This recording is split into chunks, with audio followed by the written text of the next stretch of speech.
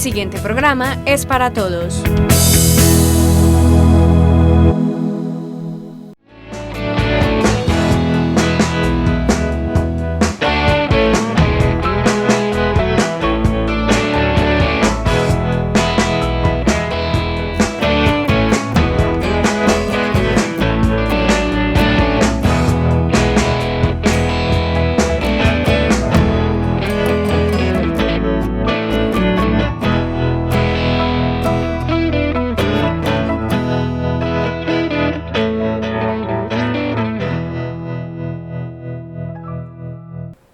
Televidentes de Tinteando con la Firma, buenas noches. Nuestro tinto de hoy, que es de Café La Traviesa, nos lo vamos a tomar con el doctor Alberto Henao Rodríguez, que es economista de la Universidad de Antioquia y magíster en Ciencia, Tecnología e Innovación, con quien vamos a dialogar de un tema muy importante. Doctor Alberto, bienvenido a Tinteando con la Firma, buenas noches. Buenas noches, ¿cómo te ha ido? Aquí pues muy contento de estar acá con ustedes después de mucho tiempo de no haber venido a Andes y para mí es muy interesante poder estar conversando contigo de estas cosas. Eso está muy bien. Don Alberto, pues mucha gente, yo soy de aquí de Andes, aquí me nacieron los dientes de leche como se dice, pero entonces yo no tenía en mis pensamientos tenerlo usted como alcalde encargado en Andes. Muchos de los televidentes no sabrán que usted estuvo aquí en Andes ejerciendo como alcalde encargado. Cuéntenos cómo llega usted aquí a Andes, cómo termina usted de alcalde encargado, cuéntenos esa historia, ¿qué sucedió? Sí, mira, la historia es muy interesante porque realmente, digamos, ya a mi edad, digamos, ya para mí es como un poco una referencia de mi historia, porque digamos que mi primer cargo público fue ¿cierto? Y yo llegué aquí a Andes con un proyecto que era los centros administrativos y de servicios regionales, que había impulsado en la gobernación Álvaro Villegas Moreno y que se implementó en la gobernación de Iván Duque Escobar. ¿Cierto? Para esa época estaba Gabriel Sony Londoño de secretario de Gobierno y ese proyecto estaba en planeación departamental en el año 1980. Y allí... En ese tiempo, perdón don Alberto, en ese tiempo no existía la elección popular de alcaldes. No, porque eso solamente va a ser en 1986. Ajá. O sea, hasta ese momento era el modelo tradicional de que el alcalde era nombrado por el gobernador nombrado por el presidente, y el secretario de Gobierno del departamento era un poco el que manejaba políticamente las administraciones municipales. Claro, ese era el modelo prevaleciente, pero digamos que planeación departamental estaba impulsando un proyecto desde el modelo de descentralización de Carlos Lleras Restrepo, ¿cierto? O sea, avanzando pues en un modelo en el que Antioquia pudiese tener un manejo de subregiones, desde una aspiración pues de autonomía departamental y de autonomía subregional. Se creó el tema de los vicegobernadores. Entonces se procedió a nombrar 10 vicegobernadores en todo el departamento. O sea, para 10 Cácer. Para 10 Cácer. Y se crearon los cargos de secretario de la Junta Regional. Resulta que yo era estudiante de economía de último semestre, no me había graduado, pero como conocía el proyecto de planificación en planeación departamental, me hicieron ese ofrecimiento, que si yo quería ser secretario de la Junta Regional del Suroeste, en Andes. Claro. Y yo dije, yo no conozco el Suroeste ni Andes, pero me gusta este proyecto, es una experiencia muy importante para mi vida profesional, mi primer cargo, ¿no? Realmente. Para despegar motor, como se dice. Entonces yo acepté, pero cuando acepté me dijeron, bueno, pero tiene que someterse a todas las reglas del procedimiento administrativo, ir a una entrevista con el secretario de Gobierno, y así lo hice. Cumplí, hablé con el alcalde, hablé con el secretario de Gobierno. O sea, tenía que venir acá a Andes. No, primero con el secretario de Gobierno departamental, allá en la gobernación. Ajá. Y con el alcalde Jairo Arango tuve la primera entrevista acá. Anecdotariamente, te cuento que cuando se dio esa situación, pues yo salí de mi casa. Es que era como todo el sueño mío de juventud. Sí, señor. Y salí de mi casa y compré un chance. Que yo nunca compraba chance, pero pasé por ahí, compré un chancecito y me vine con ese chance, me recuerdo que era un jueves, un viernes, y yo me regresaba el sábado, porque yo venía solo a la entrevista. Sí, señor. Y no, el mismo viernes. Entonces yo cuando regresé, ¿cierto? Ya al otro día en la mañana me localizó el chancero y me dijo, oiga Alberto, usted se ganó el chance anoche. No y yo voy a buscar el chance y no lo encontré. Ah, no me diga. ¿Cierto? Pero digamos que ya con eso señaló pues como que algo especial estaba pasando en mi vida. Sí, y fue cuando yo decidí aceptar, ¿no es cierto?, lo que a mí se me ofreció, y ya procedí al acto de posesión y todo aquello. Y cuando perdón, don Alberto, o sea, que usted pasó la entrevista. Pasé la entrevista. ¿Y se ganó el chance? Me gané el chance. ¿Pero se lo pagaron? Claro, me lo pagaron, se me había perdido, pero me lo pagaron. Ah, no, entonces iba derechito, pues. Porque era vecino, pues, de mi casa en Campo Valdés, en Medellín. Sí, ¿cierto? señor. Y ya con eso, digamos, ya yo me preparé, me avisaron, pues, que sí, que quedaba nombrado. Sí, señor. Y procedí, pues, a organizar mi maletica, ¿cierto? Claro. La semana siguiente, yo llegué aquí a Andes en un bus, ¿cierto?, de transporte, pues, público. Sí, señor. Y llegué a la alcaldía con mi maleticito, porque no sabía ni dónde iba a llegar, ¿cierto? Sí, el alcalde, que era Jairo Arango, en ese caso, Jairo Arango Toro, sí, ¿cierto? Una persona muy especial, ¿no es cierto?, que siempre me respaldó, fue el que me recibió. Y cuando ya yo entré a la alcaldía, que pregunté dónde era mi puesto, Sí, señor. me señalaron fue el puesto del secretario del alcalde. Yo, no, es que usted es el secretario del alcalde. Yo, es que a mí me nombraron fue secretario de la Junta Regional. Yo, sí, pero ese es un cargo adicional que usted va a tener. Pero principalmente usted va a ser el secretario del alcalde. Ah, no me diga. Entonces yo sentí que eso para mí no era lo que yo creía, Claro. lo que yo esperaba. Como dicen por ahí los muchachos, eso no fue lo que me pintaron. Eso fue lo que me pintaron. Y entonces yo dije, pues que yo como que no me le medía eso. Sí, señor. Y Jairo me insistió mucho, me dijo, hombre, no hay problema, ensayá, conoce el cargo, vos tenés capacidades, y con esa convicción que él me planteó, yo decidí aceptar. Pero usted, inicialmente, usted no conocía al alcalde, a Jairo. Sí, porque yo había estado en la entrevista con él. Pero por eso, pero antes no. Pero antes no, antes no. Casualmente yo conocía al doctor Bernardo Arango, que era gerente de Relaciones Industriales de Cartón de Colombia, porque yo tenía una beca de Cartón de Colombia, y yo le mencioné ya después de que conocía a Jairo, que yo conocía a Bernardo Arango, que si él no era familiar de él o qué, mío, no, ese es hermano mío. Ah, mire, pero, pues. pero no hubo pues ningún tipo de referencia. La referencia claro. era mía, era planeación, que recomendaba una persona técnica para que viniera a hacer un cargo técnico, que era impulsar los CASER acá en el suroeste. Eso es. Posicionar los CASER. Y digamos que Andes había disputado mucho con Ciudad Bolívar esa posibilidad, y finalmente fue Andes el que quedó elegido por una serie de evaluaciones técnicas que se hicieron en planeación, para evitar precisamente suspicacias. El caso es que entonces yo ya entré aquí y estuve como secretario, ¿cierto?, durante, yo no sé, tal vez 7, 8 meses, ¿cierto? Sí, y por una circunstancia de una licencia de Jairo Arango, la gobernación me nombra. Me dicen, me llega un telegrama de esos azulitos de Telecom que decía, encárgase del despacho mientras dure ausencia el titular. Esas eran las 4 palabras con las cuales me nombraron alcaldía mía aquí. Por Dios. Entonces yo asumí ese compromiso, estuve, digamos, un par de meses, y al cabo de esos 2 meses llegó la congelación de la nómina, porque entramos a las elecciones, estaba Turbay de presidente, y entramos a las elecciones presidenciales en las que ganó Elisario Betancur.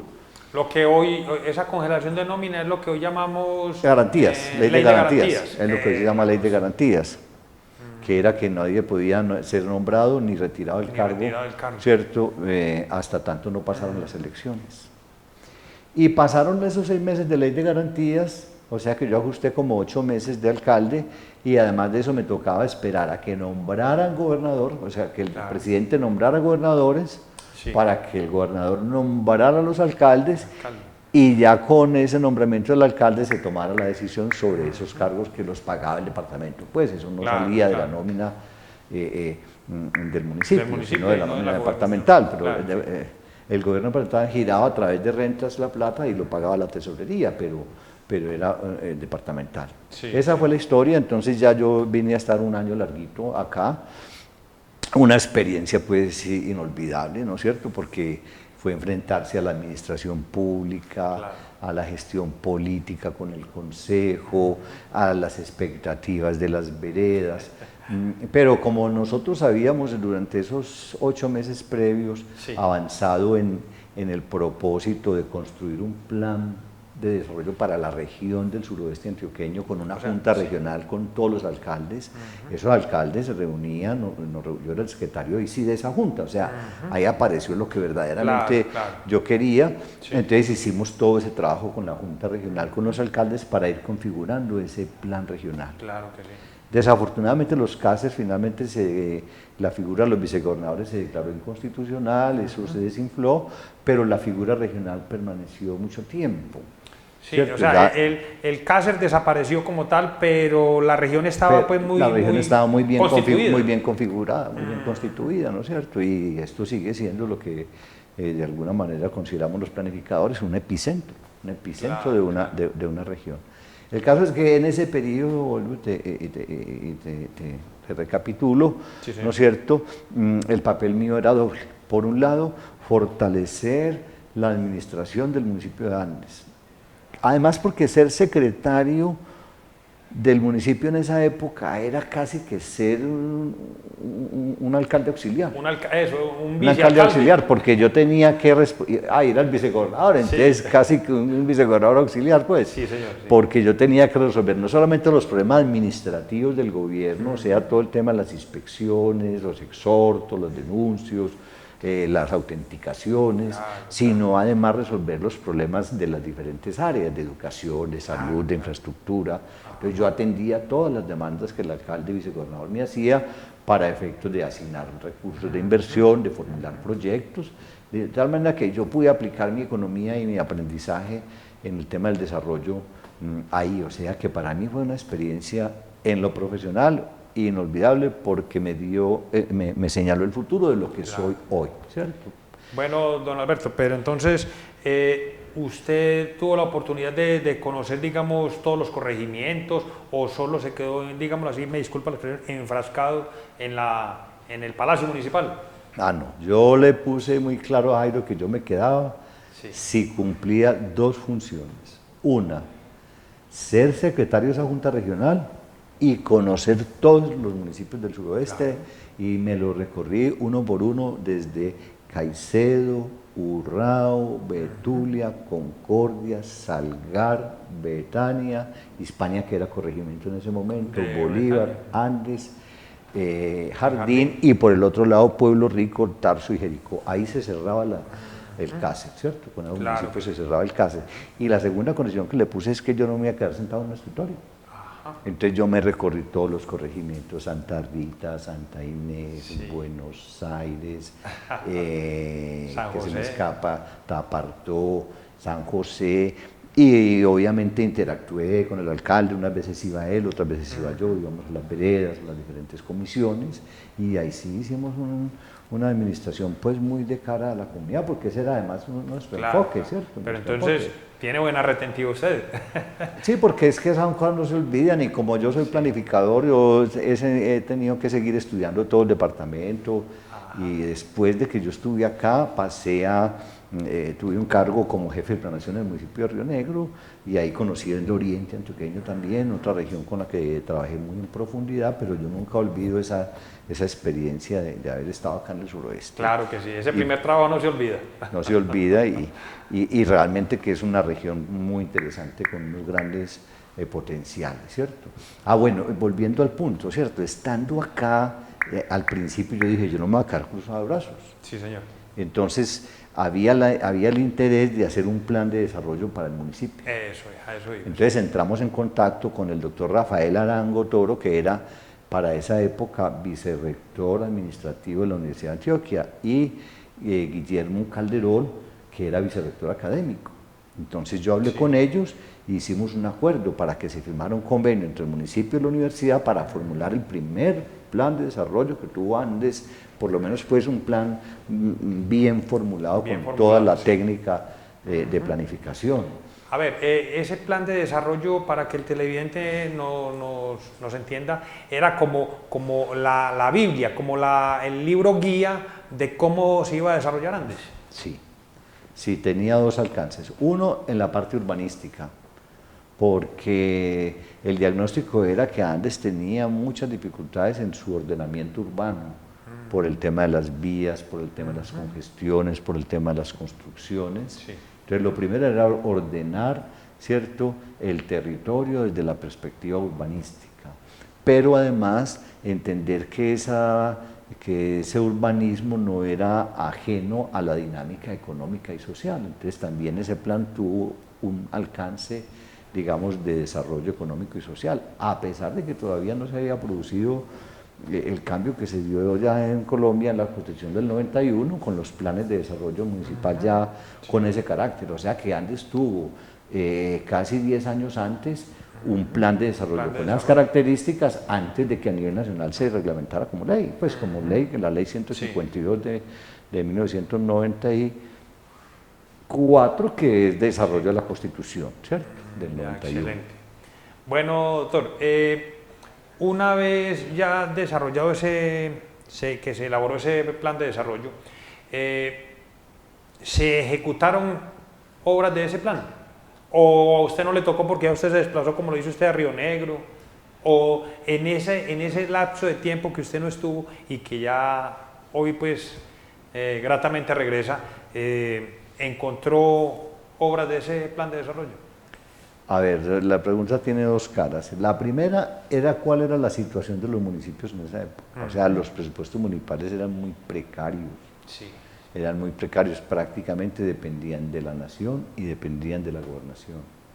O sea, Andes era insostenible, pero el presupuesto público. Yo recuerdo anecdotariamente que alguna vez vino una comisión del ejército que quería intervenir en una zona allá en Farallones, porque se suponía que el M-19 iba a entrar por ese lado. Sí.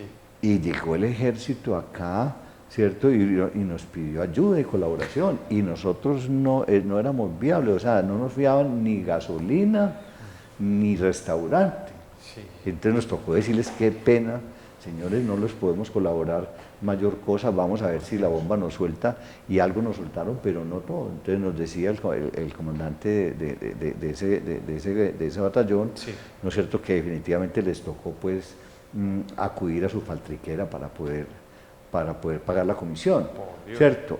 Pero era por eso, el tema financiero era muy difícil, pero nosotros emprendimos uno de los proyectos del plan, era precisamente el fortalecimiento fiscal. Entonces se hizo mucho esfuerzo con el tema del predial y con el tema de industria y comercio para generar nueva renta. Entonces, claro, lo primero que se aplicó del plan fue eso, y se empezaron a desarrollar las primeras normas ordenadas para la construcción, que antes era espontánea. Sí, Entonces ya se empezó a reglamentar los permisos de construcción que no tenían pues precisamente mucho orden. Entonces ese fue el segundo gran esfuerzo.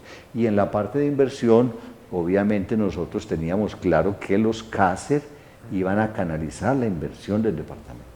Entonces lo importante era que esos proyectos entraran en las inversiones del departamento. Entonces ya fue una labor que se hizo allá, ¿no es cierto? Y que obviamente ya hacia el futuro yo perdí pues un poco la pista de lo que pasó, sí. Pero sí recuerdo muy claramente que nosotros sí canalizábamos unos recursos al desarrollo de las veredas y de los corregimientos. Y aquí es una anécdota, pero que explica también el criterio de la inversión y cuál fue el cambio político nuestro. O sea, lo que se hacía era que se manejaban las inversiones en las veredas un poco de acuerdo a las presiones políticas de los concejales o de los líderes comunales que venían recomendados por los concejales. Claro. Entonces se repartían jornales, Sí. se repartían las volquetas, se prestaban las volquetas. O sea, perdón, pero los jornales eran para trabajos en las vías. Sí, voy a explicarte. Sí. Entonces se tenían tres fuentes. Jornales, que era cuántos jornales tenía la alcaldía para facilitarle a las veredas adelantar alguna obra. Entonces se pagaban tanto horas, entonces en la vereda se pagaban unas personas que hicieran esa labor y se hacía la planilla y, la administración les pagaba efectivamente un jornal a esas personas, pero cuando se hubiera prestado el servicio. Sí. Dos, volquetas. Entonces las volquetas se tenían aprestadas, ¿cierto?, para las construcciones, ¿cierto? Y se programaban también un poco de acuerdo a ciertas prioridades. Ahí es donde yo te quiero decir que fue el cambio. Y tercero, básicamente el tema de los materiales de arrastre, porque nosotros teníamos la propia cantera donde sacábamos el material y teníamos el bulldozer. Tener un bulldozer en un municipio era una vaina impresionante, porque ese era el que producía el material de construcción, para las vías, para las cunetas, para todo el mantenimiento, para el afirmado, ¿cierto? Para construcciones escolares, para diferentes hacer aulas y el cemento. Claro que sí. Entonces, la presión era política. Entonces, nosotros generamos un mecanismo no político, sino técnico. Entonces, ¿qué hicimos? Una priorización con base en el plan de desarrollo de las veredas dependiendo de sus necesidades. Y eso talló mucho, eso talló mucho en el Consejo, pero finalmente terminaron por aceptarlo porque era un cambio que se estaba generando en la administración, y eso fue muy positivo porque incluso cuando yo ya me quedé encargado de la alcaldía, yo ya no tuve, como yo era inexperto, a mí intentaron ya presionarme nuevamente para volver al otro esquema y yo les dije, no señor, aquí ya se trazó una ruta y ustedes mismos firmaron ese plan de desarrollo. Y el plan de desarrollo se aprobó en el Consejo Municipal. Entonces vamos a darle cumplimiento a ese plan. Entonces mantuvimos la misma política de asignarlo con base en prioridades y eso fue muy importante para nosotros.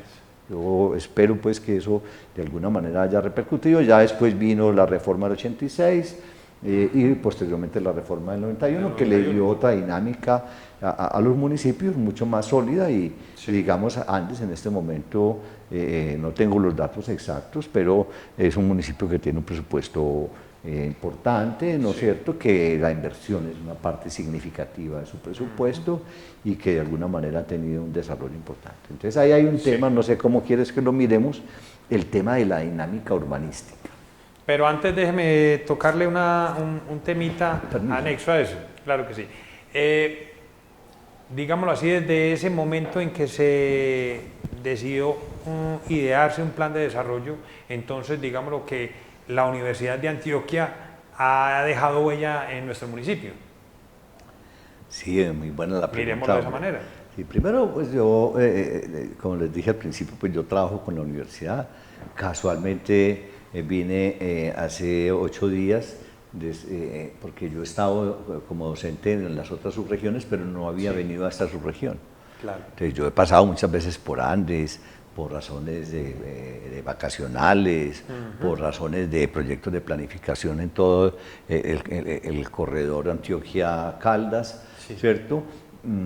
Pero digamos no había tenido la ocasión de sentirme otra vez acá y hacer como esa retrospectiva de mi experiencia acá, ¿cierto? Entonces digamos que yo asocio mucho ahora yo ser docente de la universidad a cuando yo recién salido de la universidad me acerqué a esta experiencia y logramos que la universidad se comprometiera con este municipio. Entonces yo siento que hay una historia de pronto no contada, ¿cierto?, de todas las cosas que hizo la universidad, es que fueron muchas, vean, no solamente fue con el municipio, fue también con todo el programa, por ejemplo, móvil que teníamos con la Facultad de Medicina para prestar servicios de asistencia domiciliaria a muchas comunidades, a cristianía, a comunidades rurales, y donde la universidad venía con un equipo de profesionales, con su transporte, con todos los recursos, a hacer las cosas que de pronto no alcanzaban, las campañas que no alcanzaban con los recursos del municipio,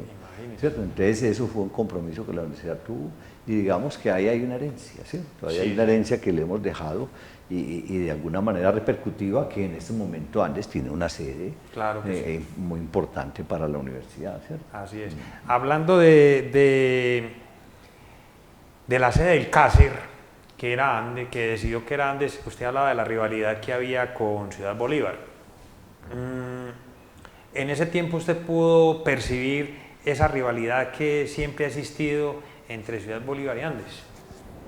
A ver, es una pregunta difícil, porque es que la palabra rivalidad misma de pronto no es la más... No es la más correcta. No correcto, sino como la que mejor dé cuenta del asunto. Claro. Sino que ha habido dos dinámicas económicas muy importantes en esta subregión. Uno, Sí. la conexión Antioquia-Chocó, donde Ciudad Bolívar es el epicentro indudablemente, y ese es un eje de interacciones que le permitió acumulación de capital a Ciudad Bolívar y desarrollar toda una economía agraria muy sólida, ¿cierto? Y hay una gran prosperidad económica en ese municipio y en toda la irradiación que hace, que ejerció sobre Betania, que ejerció sobre Salgar, ¿cierto? Y eso es indudable, que hay una centralidad, ¿cierto? Sí, señor. Pero hay otra centralidad que es el eje Antioquia-Caldas, que gravita desde Bolombolo básicamente, pues, como influencia directa y se va hasta Río Sucio, ¿cierto? Entonces ahí, digamos, en ese eje ha sido Andes el epicentro. Entonces había dos centralidades y cuando se llegó al tema de los Cáceres, obviamente hubo presiones políticas de los diputados, de los concejales, que unos querían que fuera el uno, otros querían que fuera el otro, pero finalmente, ¿cómo se resolvió? Con estudios técnicos. Entonces se le dijo a Planeación Departamental, haga un estudio, evalúe y determine. Entonces se sacaron unos criterios. A mí no me tocó eso porque yo no había todavía entrado directamente al proceso, pero sí conocí los estudios previos que se hicieron para eso y se calificó y fue realmente muy reñido. Pero se vio que finalmente desde la lógica interna del suroeste era mucho más pertinente que la sede fuera Andes. Mire pues. Finalmente Ciudad Bolívar entendió y asistió a la Junta y participó. Claro. Y entre Andes y Ciudad Bolívar ha habido muchas relaciones, mucha integración de familias, de inversiones. Gente de Bolívar tiene inversión acá, gente de Andes tiene inversión allá. O sea, no hay pues una ruptura, ¿cierto? Sino las legítimas aspiraciones, ¿cierto? Culturales de un territorio, ¿cierto? Así es. Bueno, don Alberto, se nos va a acabar el programa, con usted se dialoga muy bueno, pero quería como que hiciéramos ya la parte final de cómo dejó usted a Andes y cómo lo encuentra ahora que vuelve. Sí, hombre, a ver, cuando yo tuve la oportunidad de estar acá, incluso porque, no te conté al principio, porque primero se hizo ese plan de desarrollo de Andes, pero yo también para graduarme, porque yo no me había graduado, yo les dije que no me había graduado, ¿cierto? Hice un plan de desarrollo para el suroeste, que fue, digamos, el trabajo de grado mío con el que yo me gradué como economista, ¿cierto? Y un poco en ese trabajo de grado yo recogí todo el aprendizaje de haber estado acá y haber recorrido el suroeste y haber conocido los otros municipios y todo eso, ¿cierto? Entonces eso enriqueció mucho ese trabajo y digamos que me permitió tener una visión, digamos, panorámica de cuál era la dinámica de esta subregión.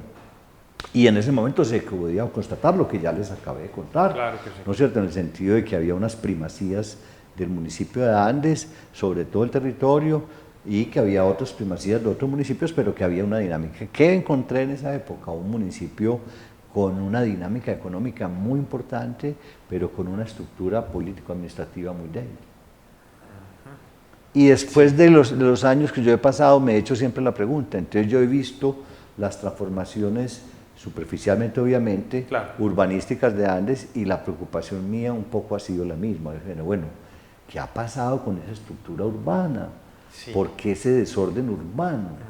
Y entonces muchas explicaciones que dan algunos expertos es que no tiene urbanismo, que no tiene arquitectura tradicional, que le ha faltado más inversión, y puede que sí, que todo eso tenga algún sentido, pero no es la explicación real a mi modo de ver.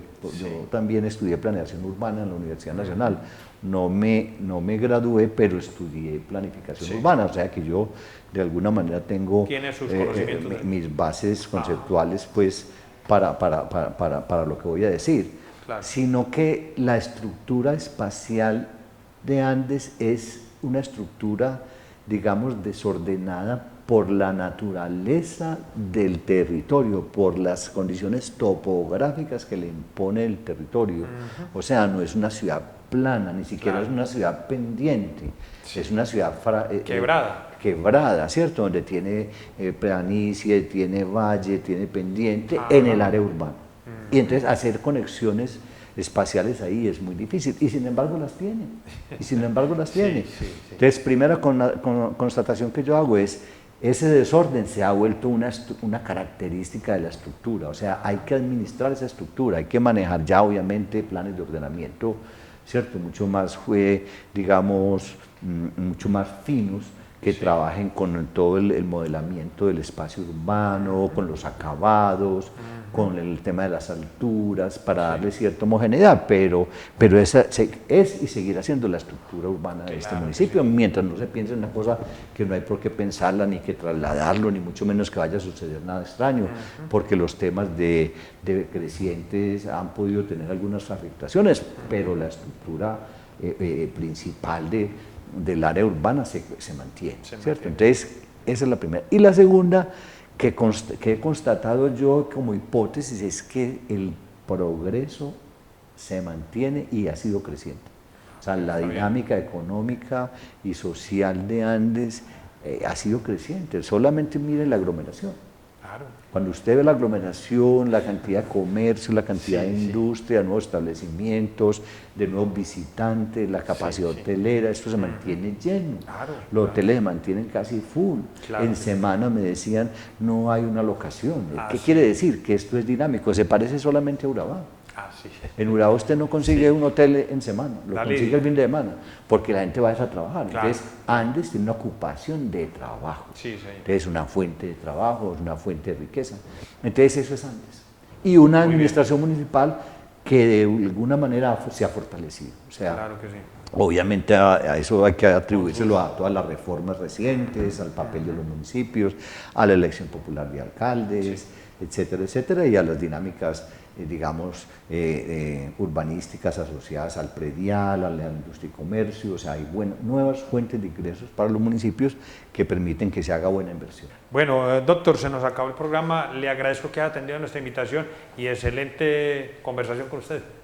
Bueno, no, muchas gracias, hombre, y a todos los televidentes, ¿no es cierto?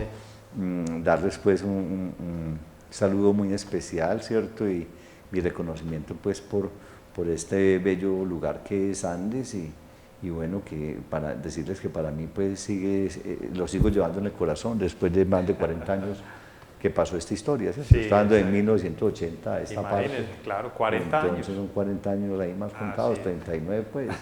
No, pero como estuve, sí. Sí, claro, está muy bien. Eso está bien. Televidentes, buenas noches y hasta un próximo programa.